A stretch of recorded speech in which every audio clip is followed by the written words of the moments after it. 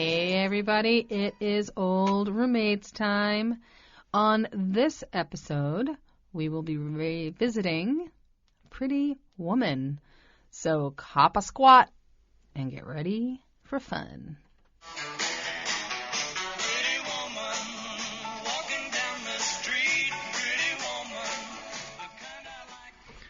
Hey, everybody. We are so high-tech here. So cool. So cool. This is Brian. And this is Christina. Welcome to Old Roommates, the only podcast that revisits pop culture through a middle-aged lens. Yes, and we are recording today at the What Chair Writers Club podcasting studio. Mm-hmm. So we have a little something to read here. Yes, we do, yeah. So we are recorded. I just said it. I already said it. It's the second paragraph. It's a non-profit supporting Rhode Island's content creators. Blah, blah, blah. All right, let's try it again. Old Roommates was recorded in the podcasting studio at What Chair Writers Club, a non-profit supporting Rhode Island's content creators. Very nice. Perfect. You can visit them online at whatcheerclub.org or stop by club headquarters at 160 Westminster Street in downtown Providence. And this is the important part. What Chair Writers Club is not responsible for any content produced in the club studio. And I am talking to you, Brian. No, I'm talking to you, Christina. No, it's definitely, it says right here, please make sure Brian knows us. See? They wrote it right next to the warning. Anytime we want to revisit the mask episode. Yeah, insult anyone with any illness at all. I don't know what you're talking about. But no, this is really cool. We're in this awesome recording studio. I'm so excited to be here. This is cool. It's very cool. We're in our little headphones, and we have microphones that pick up every little itty-bitty sound. So I apologize if you hear me like sniffling and clearing my throat all throughout this episode. Just growling stomachs. And And they're very nice here. And Jody helped us get set up today. I know. If you're a writer or a podcaster, come check them out. They're cool. Here we go. Pretty Woman, 1990. Mm-hmm. And as we always do, let's start with then. Christina, 1990, what were you doing? God. And what did Pretty Woman... Wasn't that like 2 years ago? Right. So, I don't know. What was I doing 30 years ago? I was a sprightly young girl. I don't know. I liked it. Did you see it in the movie theater? I don't think I saw it in the movie theater. I did. Did you? Yeah. I don't know. I don't remember seeing it in the movie theater. So it's so funny when I'm revisiting these. I'm like, when did I see it? Because, I mean, something like this, you've seen a million times. Like, I feel like I've seen it a million times. It's always, like, on some sort of, I don't know. When it's on, did you watch it? I feel like I have. I feel like I've seen this a bunch of times. Wow. But you know what's funny? I mean, you know me. I'm not a big Julia Roberts fan. Nope. Big non-fan, honestly. But... So, and why? Just a sentence as to why. I don't know if I can do it in one sentence, but no, I feel like she's very one note, and she relies on her cackly horse laugh, and she thinks that she's Christina. so. Don't hold back. I think that she thinks that she's too cool for school. Like anytime, you know what? Here's my proof. Anytime she's on any sort of awards ceremony, she saunters up like the whole place is just for her. I don't even think she reads the copy the way it's supposed to, but she's just like, it's just so cash. Like, I am so cool. Like, I guess I'm introducing whatever. Like, I just don't like her attitude. I think she thinks that she's like the bee's knees, America's sweetheart. But I don't think that she's a great actress. I think that she's just one note. And, like, if she plays the same character, she's fine. But, like, put her in something like Ocean's 11, and she's just ridiculous. It's so stupid. Like, a piece of wood could have done a better job than her. But, I mean, she's okay.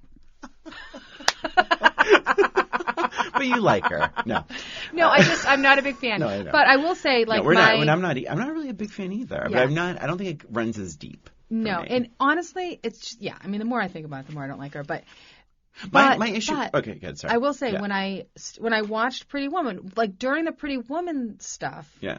I liked her. I liked her in Steel Magnolias. I liked her in Pretty Woman.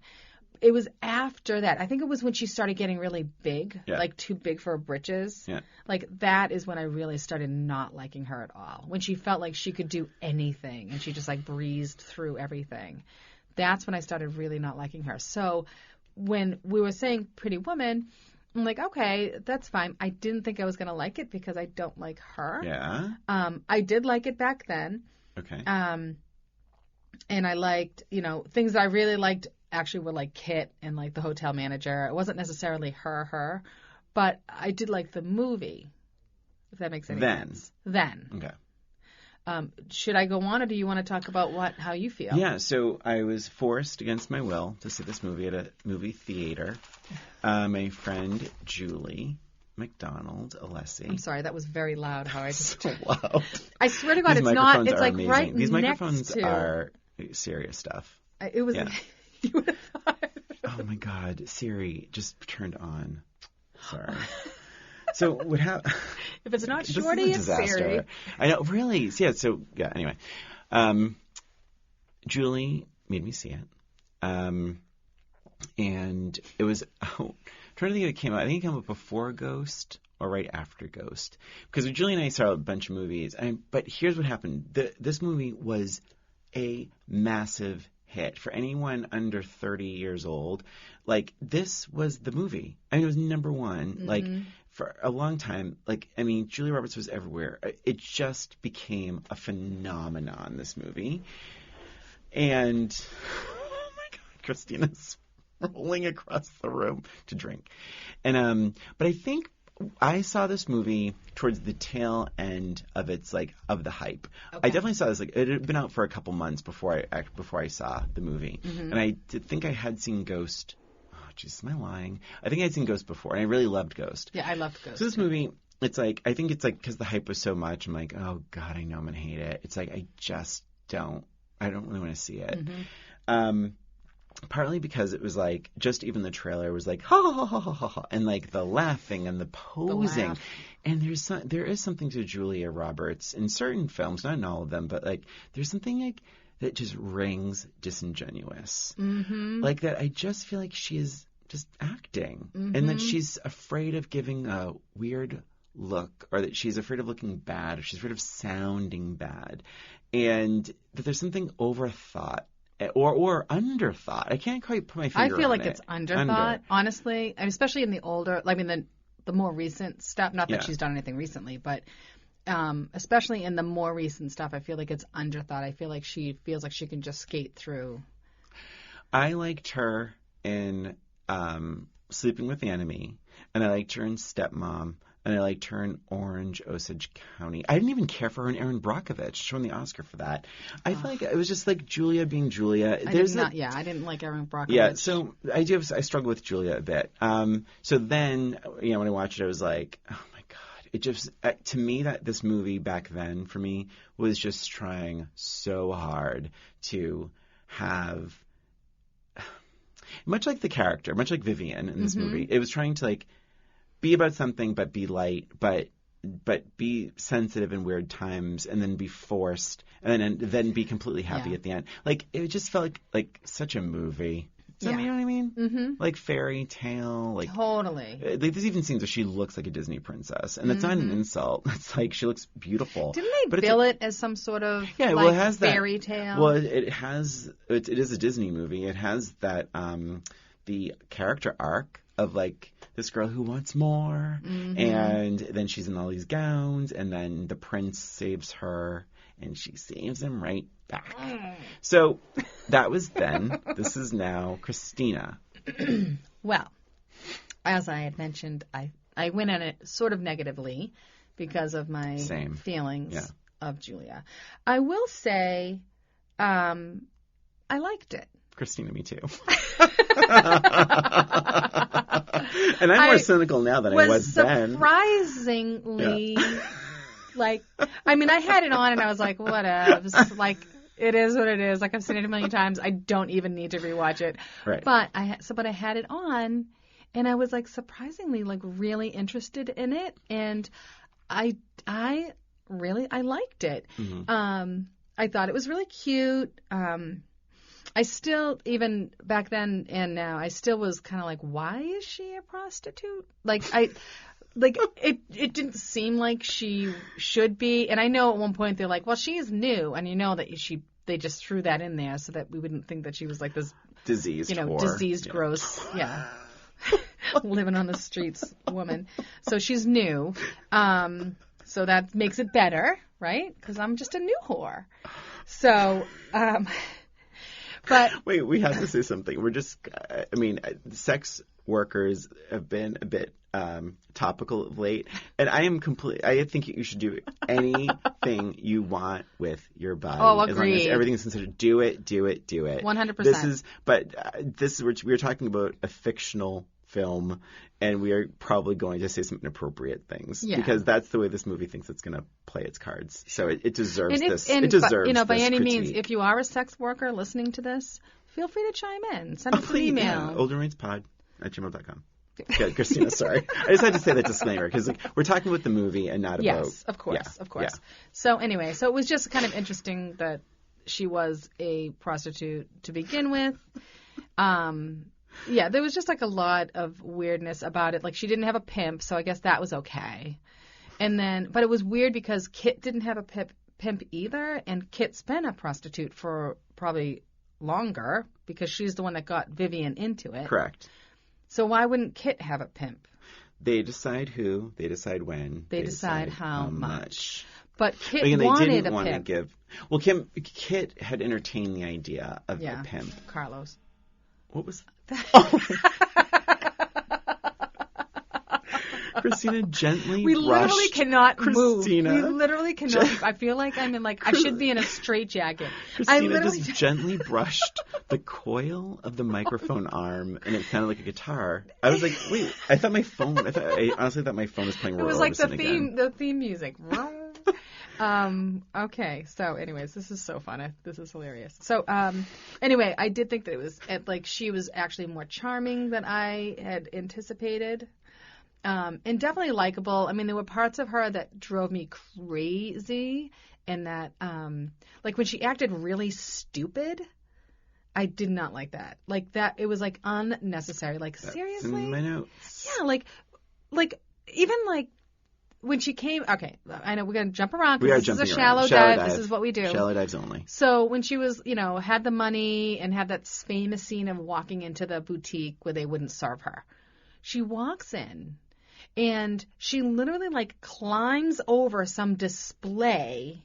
So she walks into the door and then she turns, instead of going straight down the pathway where normal people would do in any circumstance, anything, she takes it upon herself to turn to her right and climbs over a display to reach whatever the dress that's in the window. Who does that? I would have kicked her out too. That's classless. This is a big so I liked it, but it is not. It is so far from perfect and far from really to that exact point.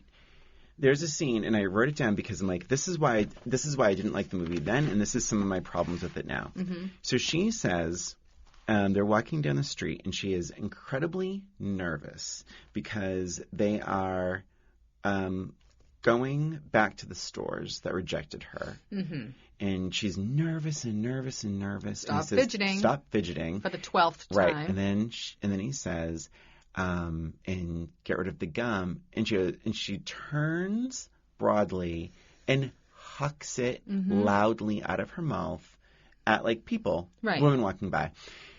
So pick a lane, because you can't be and then she gets really offended when someone says she's a prostitute or a hooker. It's wait a minute. Right. I'm you.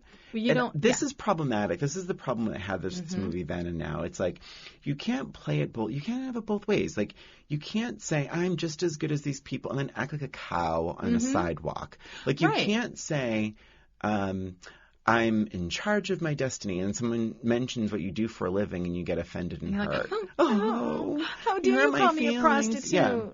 So imagine if I called you a school teacher and you were offended. How dare you? It's you made your choices, so like, be proud if that's it, or like have a better comeback. Don't just be sad and insensitive when the story suits it. Exactly. And I think it's kind of lazy. I will say, you mentioned you found her charming. I think you said at points. Yeah, at points she can be charming. But to your thing about her being dumb, I just wrote, there are times where I wrote dumb, loud, and obnoxious. And I also, it's like a 5-year-old. She acts like a 5-year-old. $1 billion? And then she's like, holy shit. And she's like swearing at the top of her lungs at like weird places. And then she walks into a hotel lobby and she's like, holy shit. It's like, and then 2 seconds later, she has her leg up on the wall. Yeah. Saying, I've got a runner in my pantyhose. And she's like, oh, but I'm not wearing. But she was trying to embarrass the people that were staring at her. Exactly. That's what I mean. The confidence versus it's confidence the nervousness. And savviness. And then the flip side is hurt feelings. And like, fine, everyone, a person is an island, and she can be all of these things. She's every within woman. Seconds, come on. But it's like, just have a little bit of a stronger character. And then to the same point, they're going to this fancy dinner, and she asks the hotel manager to help her. And I mean, seriously, like, counting the tines on the fork, like, that's what she's concerned with. She's sitting there when they have, yes, it can be intimidating in these, 5-star restaurants or whatever. But I mean, has anybody ever really stressed about, which fork am I supposed to use? I have to be honest. You have? I think it tracks because there are, like, in those restaurants, there are a lot of utensils. Yes, but there's an easier way to know it. You just work outward in. Exactly. Yeah. So I don't know why that didn't come up. So, and he's like, if you're ever unsure. Time for this. Count the tines. I'm like, actually, you could have just said work from outward in. Absolutely. Don't use the big fork. That's right. Really funny off the bat, a line that I laughed out loud was when Edward's at the party. Mm-hmm. This is way before he meets Julia or Vivian, and he goes up to one of his ex-girlfriends and he's, do you know what I'm saying? And he says, hey, listen, when we were together, was I at the office more than... Did you talk to my secretary more than That's right. me? She was one of my bridesmaids. Yeah. It was amazing. So good. One thing about L.A. in this movie, anytime there's an aerial shot or Hollywood, the smog. Did you notice? I did notice that, yes. Wild. Very, yes, disturbing. And I think it's shot to be beautiful. And it's like, there's like dense smog over that city, over this area. Let's see. So to your point about being dumb, I wrote down some quotes. She wrote like, the pantyhose. I'm not wearing pantyhose. It was like just like very childish. Oh, look at here, sofa built for two. And then, and then she really says you shouldn't neglect your gums. Oh. Now let me tell you. So when I saw this, I remember this so vividly. When I saw this in the movie theater, she said there's that line. And then she takes up the condoms out. And she's like, what color do you want? Da-da-da-da. The gold this, the gold, green, red, whatever. And he's like, it's a variety of, no, what do you say? A variety of safety or a something of safety. A buffet of safety, yeah. And she says, I am a safety girl. Now, I remember vividly when she said that line. Well, he says... A buffet of safety. No, I think he says, what? I profane of safety. Like, he's saying that he doesn't want to be safe. And then she says... that's not true. Christina, that's wrong. I'm going to look it up, because that's what I always thought that he said. No, he says a buffet of safety. And she goes, that makes sense. I'm a safety girl. Well, and it makes sense the other way, too, because I'm like, well, if he doesn't want to be safe, and then she's like, I'm a safety girl. God. So that always disturbed me, so I'm glad to hear that. Yeah, but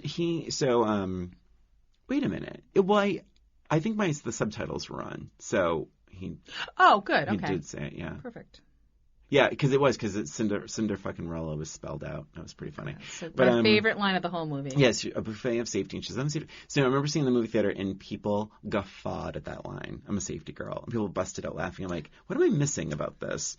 And then let's see. It seems like a different character. Yes. We got to talk about the money. The money she charges and how it doesn't add up. Because I have a lot I have of another notes. thing to talk about money, please. too. But no. We can talk about that first. I was just going to say, it's like... No, it's so dumb. Oh, you know what's the dumbest part about the whole... the entire conversation is so stupid. So, yeah, it's $100 an hour. Yeah. And then he says, how much for the night? And she goes, you couldn't afford it. Like, really? Look around. Yeah. How much are you really planning to charge? Because I'm pretty sure you can afford anything. Right. But yes, so it was $300 for the night. For just 2 extra hours. Just bad business. Terrible. No wonder she's a prostitute.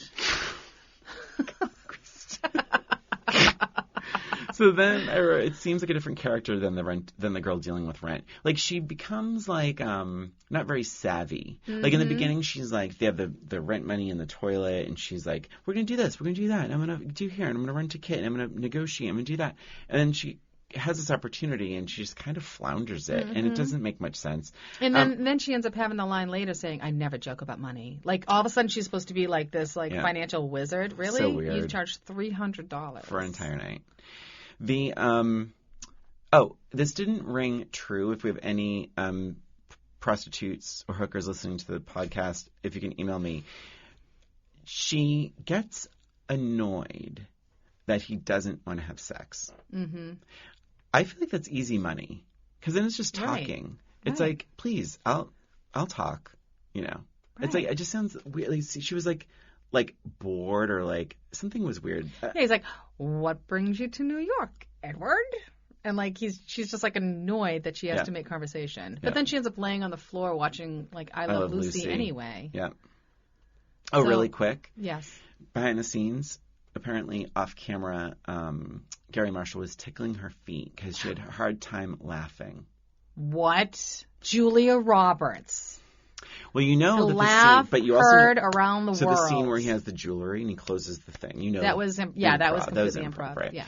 And there's also a scene where there's a vein. She's laying down and a vein is in her. Like popping out in her forehead, and she was super self-conscious, and they were trying to like talk her down because and then she broke out in hives.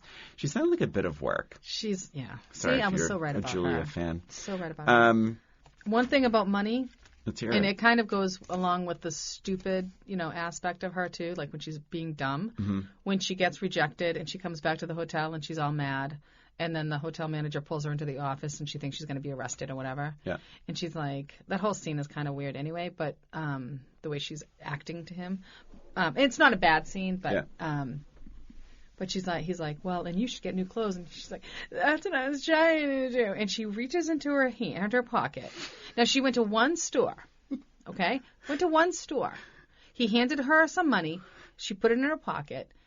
She went to one store and came back upset. Like, I'm assuming she didn't go anywhere else after that, right? Yeah, guess not. She reaches into her pocket and pulls out this ball of money. Like crumpled. Like, everything. It's like, what the hell did you do? What did you do to the money? What did you do with the money? Keep it bundled up. He probably gave her a nice little money clip, too. Or an envelope. But it's like, she would have had to have taken each of those dollar bills and crumpled them up separately. Yeah. And then she's like, handed them. She can't even hand her the whole, like, it's falling out of her two hands. It was so bizarre. Like, why did you have to do that? Throw a folded wad of money on the desk. It would have been just as effective. Oh, my gosh. Yeah. Yeah. Yep. Yes. Okay, let's see. So I wrote down a couple of my notes was saying that the story doesn't really hold up in terms of her being a prostitute because she does have too much confidence. I don't know what that means. And then it says something in a lightness to him. Do you mean too much confidence as a new prostitute, like meaning like approaching his car? Well, I just feel like and I'm sure I'm going to insult all the prostitutes out there, and I apologize. But I feel like if you end up on the streets, right? I mean, in like a shady part of town as a prostitute, you can't have a lot of self-worth. I mean, I feel like that's what brings you there. That is speculation. It is speculation. Yeah. And, I don't know, but listen, I think tough. Like, I think this is why this is like a popcorn movie. I mean, it's like they don't even really get into that.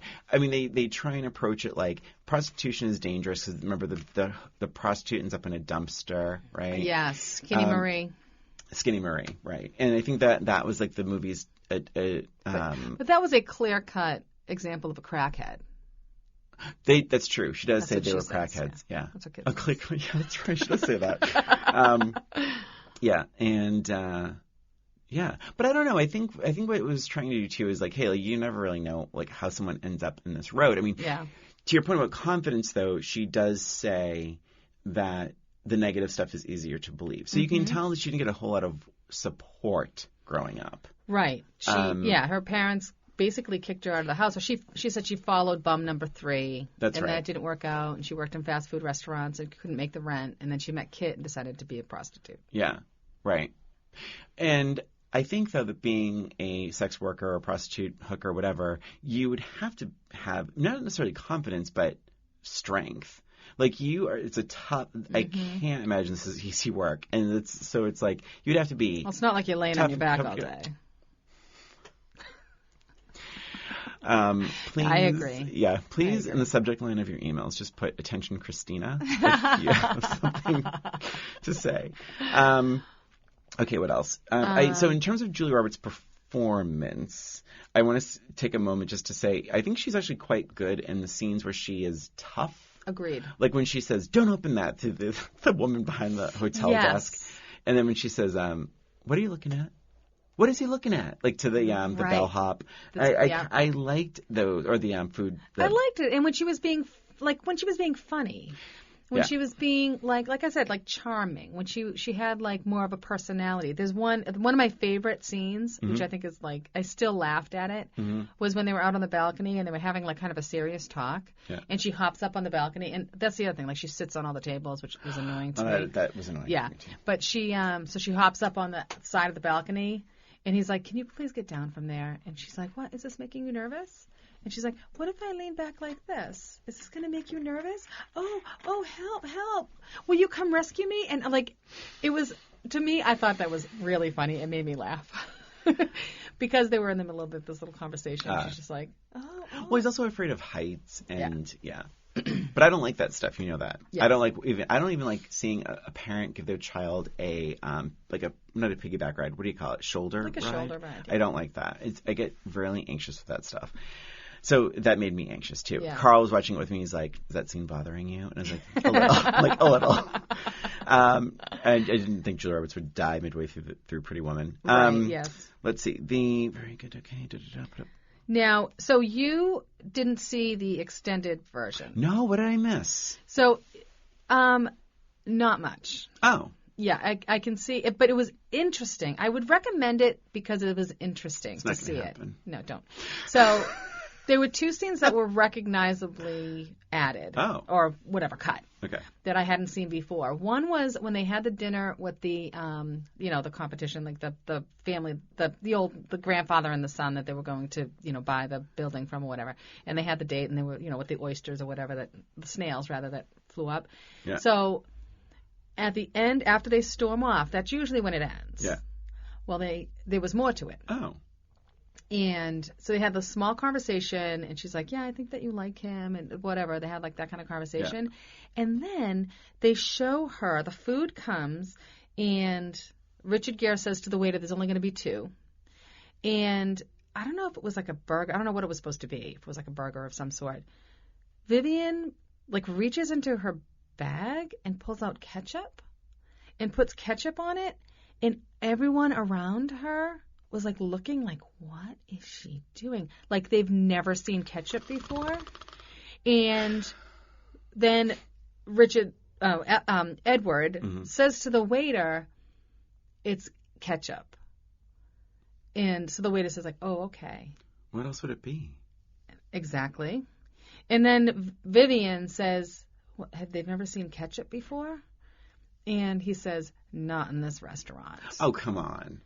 Exactly. That is so dumb. If you are, I don't care what restaurant, if you're serving burgers, you better have a bottle of ketchup in the back. If you have ever been alive you should know what ketchup is. Well, that's the other thing. Like, you know what fucking ketchup is. Come on, dude. God. Yeah, It was that element. It wasn't too. a bad idea to cut that one. Oh my God. Then the other one, this was really strange. Can I go ahead. really go ahead. quick? Because you know what you do when, I'm sorry, if you're a screenwriter or whatever, a movie maker, like, remember, too, what happens when you create a scene like that. You make anyone with any level of wealth look like a judgmental, pricky idiot. So be careful with, like, when you're writing something where there's such, like, differences of rich and poor and, oh, they're so different. It's like, you just be careful how you divide that line, because you're making say, rich people look like they don't know what ketchup, to your point, what ketchup is, which is really so, that is so dumb. I'm glad they cut that. It was really dumb. Sorry. It was totally great that they cut that. The second scene, it was a lot longer, and it was after they had spent the day together, and they were in their limousine, and she's like, oh, can we just stop somewhere quick? So usually it ends when they're in the coffee shop. It's like an yeah, I know what you're talking right? about. Yep. That's where it usually ends. Okay. After that, they're in the limo, and she's like, can we make a quick stop? I just want to stop. I just want to check on my roommate. So they drive to the Blue Banana. Oh. Okay. She has him park in the back alley. Okay. She gets out. She's all dressed up to the nines. To the nines? To the nines. To the nines. She comes in. Everyone's like, oh, you look good, blah, blah, blah, blah, blah, right? And she's looking around. She's trying to find Kit. And then the bartender, Pops, says something like, oh, she went to Santa Barbara or something like that. And so she starts to leave. And then she meets up with Edward, who is now being cornered by Carlos and like 4 or 5 of his friends, right? And they're like, oh, they're shaking him down, and he's just kind of standing there. She comes out, and he's like, you owe us $200. And now they have like some sort of a kind of conversation between Edward and Carlos have this conversation, and he's kind of being wise to him or whatever. And then, his friend grabs his skateboard, and it like a knife shoots out of it. And he's like, so you're going to cut me with your skateboard? Edward does that? Yeah. He's like, let me show you a magic trick. And he goes, hey, Daryl. And Daryl opens up his coat. So Daryl is the limo driver. Yeah. Opens up his coat, and he has a gun. And so they let him go. And they get back in the car. And I'm like, what just happened? It was the weirdest scene. Oh, Maran. Yeah, I don't know. It was really, I'm glad they cut that. Sounds very unnecessary. It was very unnecessary. So I think that I'm pretty sure those were the only 2 scenes that they cut. Although the opera scene seemed very long this time around. Same. So maybe, I don't think that was different. I think it just seemed long this time. Yeah. I agree. That seemed longer than before. Yeah. Let's see. What else did I have? Anything? So there is. Oh, you know what scene I liked? I really did like a lot of this movie. Yeah, me too. Yeah, I mean, I know we're just being critical because the rest of it is pretty light and good. I really liked the scene with Bridget I liked when she was being helped. And she was so. I loved her. And it's probably like 15 seconds of screen time, and she's like, but she has one of the best lines. Yeah, she's like, he's not really my uncle. She's like, they never are, dear. Yeah. She was really great. My 2 favorite characters are the hotel manager and Kit. Those are my 2 favorite characters. They're both so good. She was she was really, really good. Fantastic. That beautiful line. Cinderfucking-rella. That's right. Yeah, the best. And also, I really found myself just laughing. Like anytime she stole scenes. You wonder, if the story had been about her and Edward. Like, I think that's what I mean. Like, it's like you get the sense that Kit is a fully realized person, and maybe the idea is that Vivian is by design a very young girl, and she's so new to this that she still has a lot of like real, true, broken-hearted stuff to work through. But the movie just doesn't do a good enough job establishing that. Yeah, I think it would have been so much more fun if it was Kit. Yeah. Because she needed to be cleaned up more. Yes. Like Julia Roberts, again, she didn't seem like she fit the prostitute mold. Anyway. So it's like she took the wig off, and now she's just a normal person again. That's a very good observation. Right? Yeah. I mean, I think yeah. Helps that she's, like, completely beautiful. And right. And just also clean. Clean. Yeah. She's just a clean. Yeah. Yeah. Flosses. So she was 22 when this 21, 22 when this was filming. Richard Gere was. He was probably in his 40s. 40. Yeah. I think they both look amazing in this movie. Yeah. And they really do have true chemistry. They do. Like, they have great chemistry. You want them to work out. They do. Which is why when they, like, force drama on them, it's just so lame. I think that's what bothered me. Because it's like they have enough to sort of manage. Like, when he says to her, so it's towards the end, when he's like, listen, I'll put you up in an apartment. Mm-hmm. I'll give you a car. And you can shop and buy whatever you like. And she's like offended. I'm like, girl, say yes. You are Seriously? A hooker with an 11th grade education. No offense, Christina. But I'm kidding. No, but like, you are a hooker with an 11th grade education. And you say yes to this deal. What is bad about this? I mean, she wants a boyfriend? Come on. Yeah. Like, what is the problem here? Really? Yeah. He's busy. He's a busy person. I felt the same way when I first watched it, too. Like, just, why not? She's like, she gets, like, whiny and sensitive and weird. You just did. Oh. Oh my God. Forced. Shut up. The other, I thought the drama that you were going to talk about was at the polo match. When he told Stuckey that she was a prostitute or whatever. How would you have said that? So... The thing is, so this time around, I actually kind of understood it better. Like, I understood him better because it didn't really occur to me. I'm like, oh, yeah, it does look like in Stuckey's eyes. Like, I tried to see it from Stuckey's point of view. Because he's obsessed. But, like, in Stuckey's eyes, it makes sense that this girl that he doesn't know, and he doesn't know her from a hole in the wall. Right. All of a sudden comes up, and he's taken with her, and now she's talking with David. And then as they were walking into the barn, like, she's looking behind her. And, like, walking. It did look sleazy. It did, from his point of view. You know, I would not have told him she was a prostitute, though. You could have said, you could have said escort. Oh, she's an escort. She's a professional escort. She is a friend of blanks. Like, it's like, it just seemed so crass. And, like, I know, because he was, like, thinking she was a spy and all that. But it's like, if he had snapped and said it, like, out of, like, a slip of the tongue, I would have bought that. I didn't buy Yeah. And the other part that I didn't like about that whole scenario, I liked that she almost left and all that kind of stuff, but the other part I didn't like was when he actually said, I'm sorry, and he starts saying, well, I saw you with David and I didn't like it. So now what are you saying? You actually said she was a prostitute because he was jealous? Like, that's not why he did it. That's right. So I didn't like that either. Yeah, it was kind of weird. Like I didn't like it. And he said it twice. Like it. Yeah. But it, like, changed the entire, like, I want to, like, yell and go, no, that's not why he did it. At all. It's not. And it's a more forgivable offense, I think, if he just says what really happened. Yeah, I would say Stuckey was giving me a really hard time. He wouldn't believe me. Like, he thought you were a spy. I had to clear the air, and I just said it. I'm really sorry. That's it. That's it. End of. But that's what I mean. Forced. Mm-hmm. So then it's like not every, like, romantic comedy or whatever this, it's like needs that forced element of something. Right. So just let him have some fun and, like, it's always like some misunderstanding. It's like, I get it, but really? Yeah. Come on.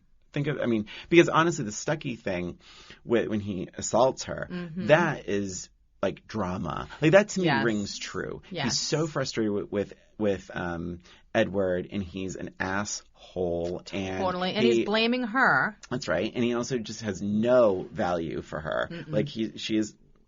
Oh, my God. That was my stomach. And he has no appreciation of her value. I mean, so he just calls her a hooker, and, like... And it's... but to me, it's like, you know what? I believe that. Because he is an asshole. Yes. And that is where the drama of this situation would come from. Mm-hmm. It's people that look down on, say, sex workers and all that. So, like, that to me is, like, true drama. The rest of it feels very tacked on. It feels very high schoolish to me. Definitely. Like, oh, I liked him and you said that. And it's like, ugh. It's like, we're all adults. Like, you're an adult. Well, kind of, until like Julia Roberts, Vivian says something like, "In case I forget to tell you later, I had a really good time." You didn't like that line? Oh my God. I want to throw up on myself. Who says that? What adult says that? I'm going to say that to Matt sometime and see what he says. "Hey, honey, in case I forget to tell you, I had a really good time tonight." I'm going to see what his reaction is. See what a real person's reaction would be to something like that. Because it's before they do anything. Yeah. They're in the elevator about to leave. Well, I think what she's saying is like, she's dressed to the nines. Don't even try. Oh, I didn't bother. I mean, that actually didn't bother me. There are so many more cringy. Yeah. Interesting note, some trivia. Richard Gere, and this is all in the credits actually, but Richard Gere's piano solo. Yeah, it's him. And he wrote it. Oh, he wrote it. I didn't realize he wrote it. Cool. He did. He's pretty talented. Let's see. And then the other thing is the original. So Julia Roberts beat out a lot of people for this, and some of them, were just considered too young. Winona Ryder and Jennifer Connelly. It's the same group. Same group. But, I mean, I don't know if anybody on the New Year's episode we had when Harry Met Sally, and you had a nice kind of tip, I don't know, fun facts or whatever about that. Yeah. And Meg Ryan was the thought for this. Yeah, was the thought. And I can't really picture it. Nope. Yeah, I feel like almost, I don't think that she's fun enough. I think it just would have been tough. I don't find her having. I mean, I can't believe I'm call Julia Roberts edgy, but it's like that Meg Ryan has like that much of an edge to be like convincing. She almost seems too mature. I don't know. Something it would have been not a good cast. There are a ton of actors that turned this down. In fact, even Al Pacino, I think, read for it with Julia and said no after. Oh. Yeah. I'm trying to think of who else. I think I even screenshot it. Do you have anything? That would be interesting with Al Pacino. He's one of my favorites. Any other thoughts while I pull up? I will say that I really enjoyed like that first kiss. I thought that was really sweet when he's sleeping. I thought that was sweet. If he was the man if he was the woman, and yeah, I know. Obviously, it would be weird, but ready? Yeah. Gary Marshall had initially considered Christopher Reeve, Daniel Day-Lewis, Kevin Kline, Denzel Washington. Al Pacino turned it down. Burt Reynolds turned it down.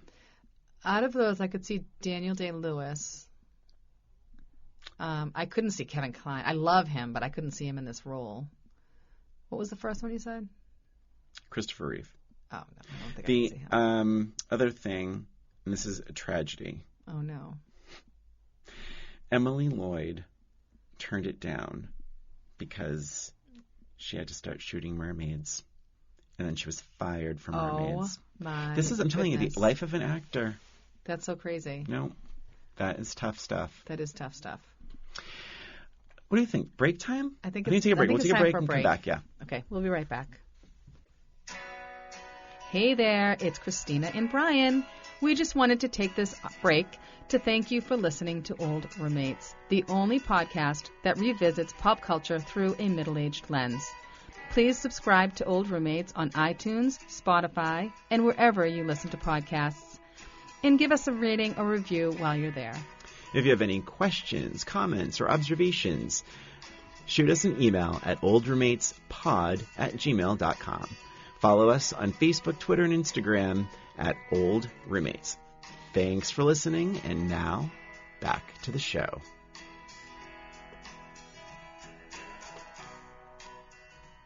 And we're back. We're back.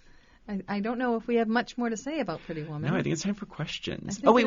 Bottom line. Did you... Oh, right. Well, I think I did. I enjoyed it more. I know I ripped it apart. But I liked it more than I did then. I think I liked it as much as I did back then. But I was surprised that I liked it as much, given my feelings towards you-know-who. Right. And the other thing is you kept seeing it on TV and stuff like that, and I never did. Yeah. Yeah, I don't even think I even watched it on VHS. Truth be told, I haven't seen it in 20 years. Okay, so it's not like, it's still a revisit for sure. Cool. And then the end, thoughts on the end? sweet, kind of. So that line about she saved him right back, that was a very last-minute addition. One thing I thought was interesting was, like, and I remembered this, but, like, the homeless guy, I don't know if he was homeless, but, like, the guy walking by with the headphones, maybe he's not homeless, but he's like, dreams, big, city of dreams. Yeah. Come to Hollywood. What do you come? What's your dream? Yeah, what's your dream? What were you going to say about I was getting him confused with the homeless person. But, I don't know. I don't know if I like it. For some reason, and I'll have to look this up because for some reason, I'm feeling like that guy is actually like someone who lives. I feel like it's like a real person. Okay. But I don't know. I don't know if it's true information, so we'll have to look that up. Okay. But for some reason, I think that's true. Yeah. It was an interesting little twist. Yeah. Because it's like basically about dreams, and her dream was, to be a prostitute. Exactly. Okay. So now it's time for our questions. Okay. Would you like me to go first? Sure. Okay. So here's my question to you, Brian. Okay. I'm ready. If you were a call girl, Thank you. prostitute, hooker, Sure. woman of the night, Thank you. how much? Oh, and then Edward Lewis picked you up Nice. and wanted you to be his Whatever beck you want. and call girl. Yeah. How much would it cost, or how much would you charge him to stay for the week? So remember, she charged. How much would I charge to stay with him? To stay with him for the week? To be his beck and call girl. So she charged $3,000, and that was like 30 years ago or whatever, that's right. Okay. So think about inflation. So I have some choices for you. Okay. Okay. So would you charge less than $5,000? How dare you? Would you charge more than $5,000? Continue. Or would you do it for free? Oh. Wow. Let me know when you have your answer.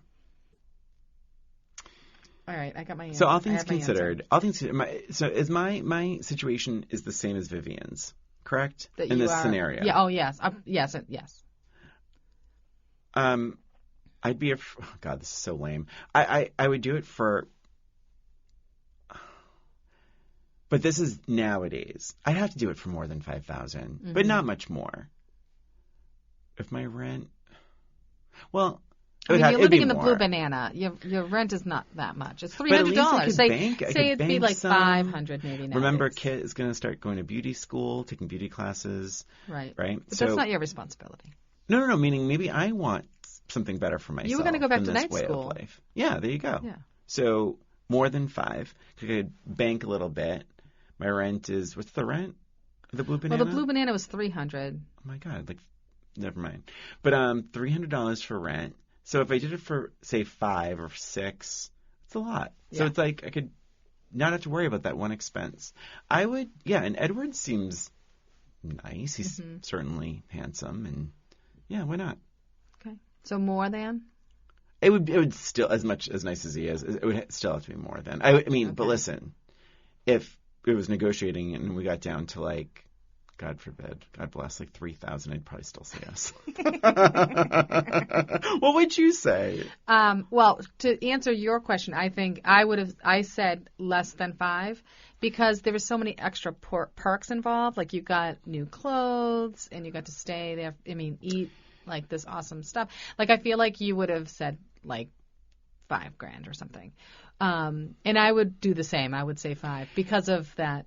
It's hard. It's hard to imagine a situation, and thank God I'm not in that situation. But like, I think at the end of the day, I'd probably do it for less. But I would want more than 5. And you're thinking about your situation like right now and how much your rent is now. It's tough to do. But I mean, the Blue Banana is not going to be that expensive. Like your expenses, you don't have a car, you don't have insurance, you don't have anything. The only thing you really need to worry about is food. Fun fact. And rent. Blue Banana is 4 stars on Yelp. All right, Christine, I have one for you. Okay. Well, so you would have said the same. I would have said 5, 5 or less. That's good. It's a fuck, marry, kill. Okay. Edward, played by Richard Gere. Barney, played by Hector Elizondo. Or Phil Stuckey, played by Jason Alexander. All right, kill Stuckey. Yeah. No question there. I think I would marry Hector. Yeah. Did you say Yeah, that? I did. Yeah, I loved him. He was great. Nice guy. Such a nice guy. And genuine. Genuine. See, Edward, he seems nice now, but it sounds like he's been divorced. And he's kind of cranky. Let's think about this. Dull. Like, so within a week, right, of meeting, so he meets Vivian the same day. He's on the phone with his current girlfriend. Correct. Literally just broke up, and she is moving out of his apartment as they speak. Yep. They never even had like a face-to-face conversation. Yep. So I don't trust him as far as I can throw him in terms of long-term commitment relationships. I agree. But he's probably pretty good in the sack. Sure. He's been through women.